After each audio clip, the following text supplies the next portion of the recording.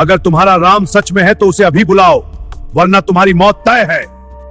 दिल्ली के दरबार में गूंजती इस धमकी ने हर किसी का खून जमा दिया, लेकिन सामने खड़े संत कबीर के चेहरे पर जरा भी डर नहीं था, सिर्फ एक शांत मुस्कान। दिल्ली का शाही दरबार, चारों तरफ सैनिक, मंत्री और दरबारी खड़े थे। सिंहासन पर बैठे थे सुल्तान सिकंदर लोदी, गुस्से से लाल चेहरा, आंखों में आग, और उनके सामने खड़े थे एक साधारण से जुलाहा, ना कोई हथियार ना कोई सेना, बस एक धोती, एक चादर और चेहरे पर अटूट विश्वास।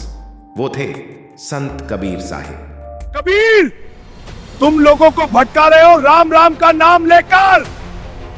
अगर तुम्हारा राम सच में है तो अभी उसे बुलाओ, वरना तुम्हें मौत दी जाएगी। पूरा दरबार सन्न रह गया, सबकी नजरें कबीर पर टिक गई, लेकिन कबीर बस हल्के से मुस्कुराए।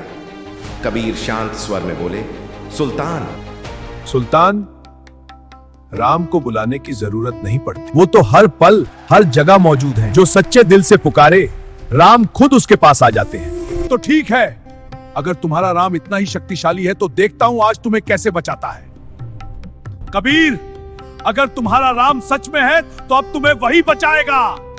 इसे लोहे की जंजीरों से बांध दो और गंगा नदी में फेंक दो। सैनिक तुरंत आगे बढ़े, उन्होंने कबीर को पकड़ लिया, भारी लोहे की जंजीरों से उन्हें कसकर बांध दिया, लेकिन कबीर के चेहरे पर जरा भी डर नहीं था, बस वही शांत मुस्कान, जैसे उन्हें पहले से पता हो कि उनका राम उनके साथ है। सैनिकों ने बिना दया किए कबीर को तेज बहती गंगा में फेंक दिया।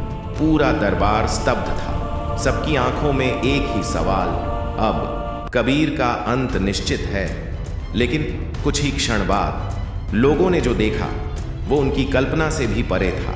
कबीर गंगा के पानी पर बैठे थे, जैसे कोई कमल का फूल, ना डूबे ना हिले, बस शांत, स्थिर, अडिग, और वो लोहे की जंजीरें जैसे उनका कुछ भी बिगाड़ ना पाए।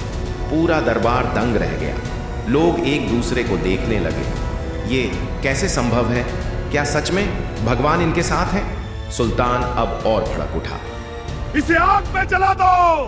कबीर को लकड़ियों के ढेर में बांध दिया गया और आग लगा दी गई। लपटें आसमान छूने लगी, लेकिन जब आग शांत हुई तो देखा गया कबीर उसी जगह खड़े थे, बिल्कुल सुरक्षित, जैसे आग ने उन्हें छुआ तक नहीं। अब सुल्तान ने आखिरी आदेश दिया, इसे हाथी के सामने डालो, कुचलवा दो।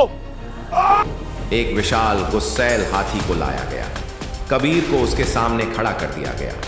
हाथी पर सबकी सांसें थम गई, लेकिन जैसे ही हाथी कबीर के पास पहुंचा, वो अचानक रुक गया और फिर धीरे धीरे घुटनों पर बैठ गया, मानो किसी दिव्य शक्ति के आगे झुक गया।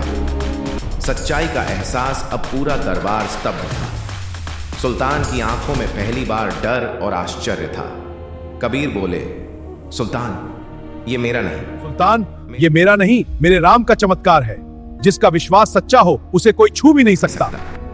सुल्तान का सिर झुक गया, उसने समझ लिया ये कोई साधारण इंसान नहीं, ये सच्चे संत हैं। सच्चा विश्वास कभी नहीं डगमगाता।